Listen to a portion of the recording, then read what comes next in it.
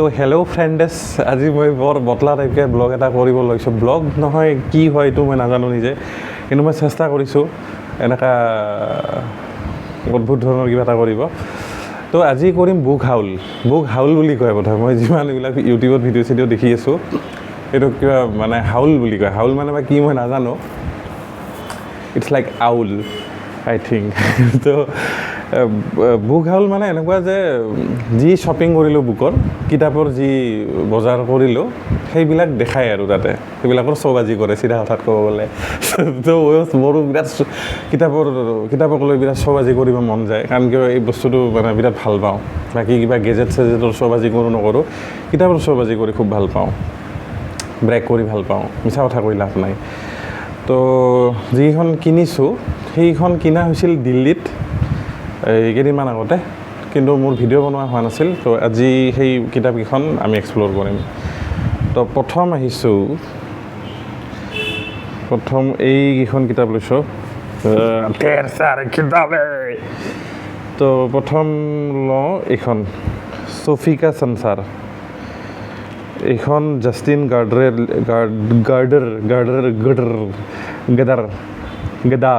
গাদাৰ এক প্ৰেম কথা। তো জাষ্টিন গাৰ্ডাৰে লিখা চফি কা সংসাৰ, আৰু ইয়াতে লিখা আছে আংগ্ৰেজী কি বেষ্ট চেলাৰ চফিছ ৱৰ্ল্ড কা হিন্দী অনুবাদ। তো এইখন মই জানি বুজি হিন্দীত এইকাৰণে কৰিলোঁ, কাৰণ কিয় ফিলচফি বস্তুটো বহুত এটা চেঞ্চিটিভ টপিক হয়, চেঞ্চিটিভ ছাবজেক্ট হয়। গতিকে মানে মই ভাবিলোঁ যে হিন্দীত পঢ়ি অলপ বেছি শান্তি পাম। তো সেইকাৰণে কিবা এটা ভাবি কেনে হিন্দীত কিনিলোঁ। এইজন হ'ল জাষ্টিন গাৰ্ডাৰ। তাৰপিছত ইয়াতে লিখিছে গাৰ্ডিয়ানে কি লিখিছে, ডেইলি টেলিগ্ৰাফ, তাৰপিছত ৰবিবাৰীয়া ইণ্ডিপেণ্ডেণ্ট, তাৰপিছত daily mail, times literary supplement, এইবিলাক ভাল ডাঙৰ পেপাৰ হয়। এইখনৰ ওপৰত লিখিছে কি ভাল এইখনৰ কথা। এইখন ফিলচফিৰ ওপৰত হয়, আৰু এইখন কিতাপ মানে বহুত ফিলচফি যোনে একাডেমিক্সৰ বাহিৰে এজ এ হ'ল এনি ফিলচফি জানিব খোজে, তো তেনেকুৱাবিলাকক খুব ছাজেষ্ট কৰা হয় আৰু ভাল বুলি কয় মানে বিগিনাৰৰ কাৰণে। ফিলচফিৰ একদম ক'ৰ কনচেপ্টখিনি একদম ইজি ৱেত হেৰি কৰা হয়, বুজোৱা হয়। তাৰপিছত ইয়াতে চুক্ৰাট মানে চক্ৰেটিছৰ কথা আছে, তাৰপিছত এৰিষ্টু মানে এৰিষ্টটলৰ কথা আছে, ইউনানীবাদ আছে, ইউনান মানে কি আছিল মই পাহৰি গ'লোঁ। এই মাৰ্ক্সৰ কথা আছে, ডাৰউইন, ফ্ৰয়ডৰ কথা আছে। ফ্ৰয়ড মানে কি আপোনাৰ এইটো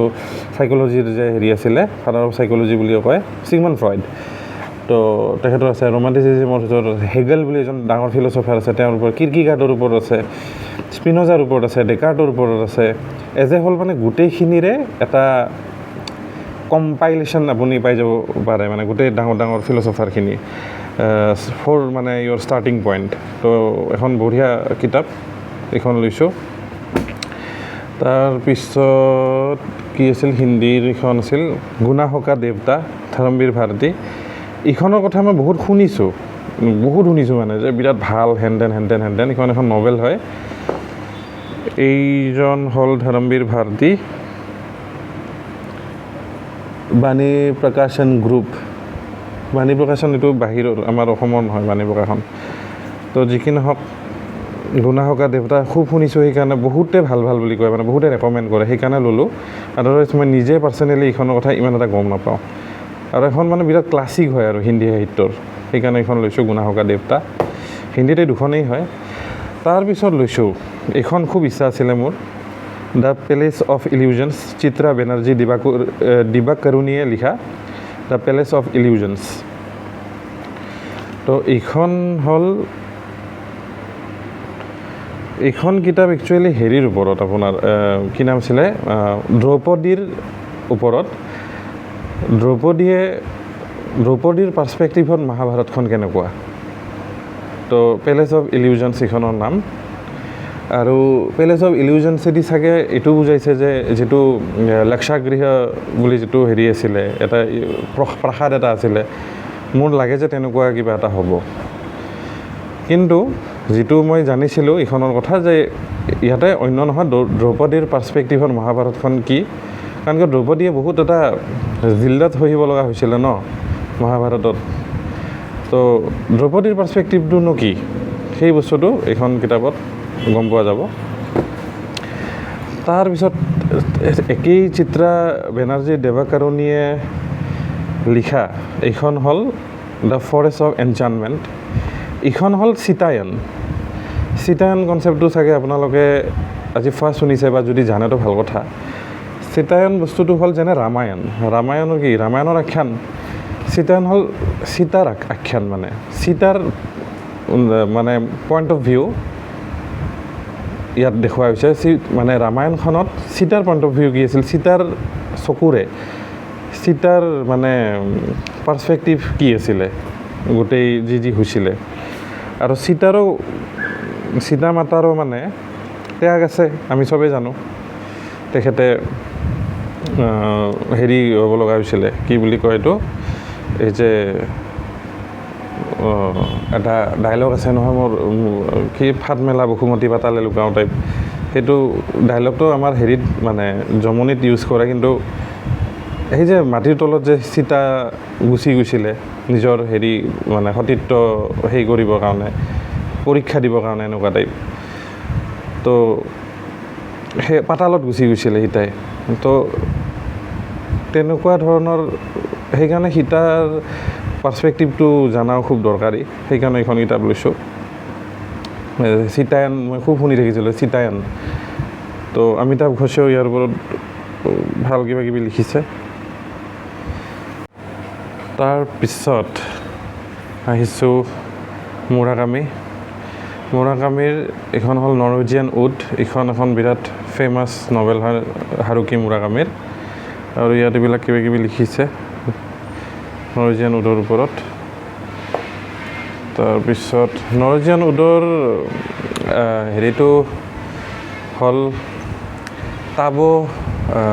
কি আছিলে কেৰেক্টাৰটোৰ নাম মই পাহৰিলোঁ তো সেই কেৰেক্টাৰটোৰ ওপৰত তো বহুত বিশেষ মই নাজানো আৰু যি অলপ চলপ মই ট্ৰিভিয়া টাইপকৈ পাইছোঁ সেইখিনি বস্তু তাৰমানে মই বেছি ইণ্টাৰেষ্ট সেইকাৰণে দিয়া নাই নহ'লে মানে হেৰিটো মনত নাথাকিব মানে সিমান ফিল নাপাম নহ'লে সেইকাৰণে কিছুমান কিতাপৰ কথা এনেই মানে আলেঙে শুনি থৈ দিওঁ তেতিয়া আচল সময়ত মানে একদম ৰিয়েল টাইম পঢ়ি ভাল লাগে তো সেইখনৰ নৰৱেজিয়ান উড সেইখন আপোনালোকেও ল'ব পাৰে বিৰাট ভাল হেৰি হয় নভেল হয় তাৰপিছত মুৰাকামিৰে কাফকা দাসৰ এইখন এখন বৰ ফেমাছ নভেল হয় সাংঘাতিক ফেমাছ এইখন লৈছোঁ কাফকা দাসৰ বহুত দিনৰ পৰা মোৰ উইচ লিষ্টত আছিলে এইখন আৰু নৰৱেজিয়ান উডো আছিলে তো এই দুখন সেইভাবে লোৱা তাৰপিছত এলিফ শ্বাফাকৰ দ্য 40 Rules of Love এলিফ শ্বাফাক মোৰ বহুত দিনৰ পৰা খুব পঢ়িব মন আছিলে কাৰণ কিয় মানে তেখেতৰ কথা মই বহুত শুনিছোঁ তেখেতৰ মানে লিটাৰেৰী জিনিয়াছনেছৰ কথা আৰু খুব সমাদৃত তেখেত ৱৰ্ল্ড লিটাৰেচাৰত খুব সমাদৃত আৰু তেখেতে এগৰাকী তুৰ্কিছ লেখিকা হয় তুৰ্কিছ অথৰ হয় আৰু the 40 Rules of Loveখন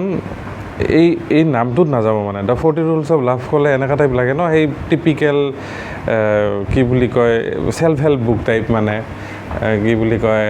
how to অমুক হাউ টু তমুক সেই তেনেকুৱা বটলামি নহয় একচুৱেলি নামটো এনেকুৱা টিপিকেল যদিও দ্য 40 Rules of Love এনেকুৱা নহয় যে 40টা লাভৰ ৰুল থাকিব সেই ৰুলকেইটা মুখস্থ কৰি ল'ম আৰু ঠিকছে লাভ কৰিম তেনেকুৱা টাইপ নহয়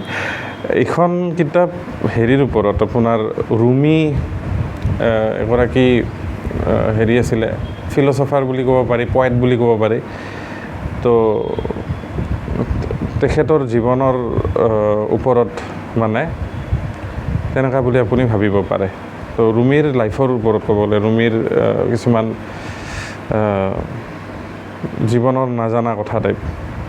তো 40 Rules of Love লাভৰ হেৰি পাব কিন্তু অলপ বেলেগ ধৰণে পাব তো 40 Rules of Love তাৰপিছত the island of Mising trees এইখন এখন বিৰাট ভাল কিতাপ বুলি শুনিছোঁ সেইকাৰণে ল'লোঁ ছেইম এলিফ শ্বাফাকৰে হয় বহুত বেছি ভাল কিতাপ the island of Mising trees ইয়াতে কিবা কিবি লিখিছে In 1974, two teenagers from opposite sides of a divided Cyprus meet at a tavern in the city they both call home. The tavern is the only place that Costas, who is Greek, and Daphne hobo na Dan hobo kiba F2 silent neki buji pa nai, who is Turkish, can meet in secret hidden beneath the leaves of a big tree. Growing through the roof of the tavern, these three will witness their hushed, happy meetings and will be there when the war breaks out and the teenagers vanish. Decades later in North London, 16-year-old Ada has never visited the island where her parents were born. She seeks to untangle years of her family's silence, but the only connection she has to the land of her ancestors is a big tree growing in the back garden of their home. অলপ বেলেগ ধৰণৰ প্লটটো তো বস্তুখিনি হেৰিটো ভালে লাগিছে তো এইখনো ভালে লাগিব নিশ্চয় এলিফ শ্বাফাকৰ কিতাপ পঢ়ি মই বেয়া পোৱা মানুহ খুব মানে পোৱা নাই বুলি ক'ব পাৰি চবে যিমানখিনি মানুহক মানে মই হেৰি চাওঁ ৰিভিউ চাওঁ বা কিবা চাওঁ চবে ভাল বুলিয়ে কৈছে আৰু খুব ধুনীয়া হয় বুক ডিজাইন মানে কাভাৰ ডিজাইনবিলাক ইমান ধুনীয়া ধুনীয়া হয় এনেই ভাল লাগে চাই তাৰপিছত there are rivers in the sky Elif Shafak এই কিতাপখনৰো খুব ভাল শুনিছোঁ বহুত ভাল কিতাপ বহুত ভালে মতা হয় এইখন বহুত ভাল কিতাপ বুলি শুনিছোঁ আৰু এইখনৰ বিষয়বিলাক কিবা কিবি লিখিছে ইয়াতে ইখনৰ যিখিনি মই শুনিছোঁ শুনা মতে এটোপাল পানীৰ ওপৰত এটোপাল পানীয়ে কেনেকৈ একদম মানে ঐতিহাসিক যুগৰ একদম প্ৰায় মানে যীশু খ্ৰীষ্টৰ আগৰ সময়ছোৱাৰ পৰা আজিৰ মডাৰ্ণ টাইমছক এটোপাল পানীয়ে মিলাইছে তেতিয়াৰ সময়ৰ এটা লাভ ষ্টৰী আৰু এতিয়াৰ সময়ৰ এটা লাভ ষ্টৰী মানে এই মডাৰ্ণ যুগৰ এটা লাভ ষ্টৰীক এটোপাল পানীয়ে তাৰমানে কেনেকৈ কানেক্ট কৰিছে আৰু যদি ন'টিছ কৰে তো যদি আপুনি ন'টিছ কৰে গোটেই কাভাৰ ডিজাইনটোত এইটো এটা এটোপাল পানী একচুৱেলি এই পানী টোপাল আৰু ইয়াতে যিবিলাক ডিজাইন আছে সেই ডিজাইনবিলাকত এটা গম পায় যে এইবিলাক মানে পুৰণি এটা হেৰি আৰু নতুনৰ সংগম এটা হৈছে a powerful voice in world literature Ian McEwan আৰু এলিফ শ্বাফাক মানে বিৰাট বেছি সমাদৃত সেইটোৱে এটা কথা পেংগুইন প্ৰকাশনৰ পৰা তো সেয়াই এইখিনি মোৰ বুক হাউল এলিফ শ্বাফাক মুৰাকামি চিত্ৰা বেনাৰ্জী দিৱাকাৰুণী গুণাহন দেৱতা আৰু হিন্দী দুখন আৰু বাকী 6খন ইংলিছ আৰু এনেকুৱা মাজে মাজে বুক হাউল আনি থাকিম পইচা পাতি হ'লে কিনিম এইখন কিনোতে মোৰ হাগা ওলাই যোৱা নিচিনা অৱস্থা হৈ গ'ল তো সেয়াই আৰু ভাল লাগে এতিয়া বঢ়িয়াকৈ এইখন জেগাত সজাই দিব লাগিব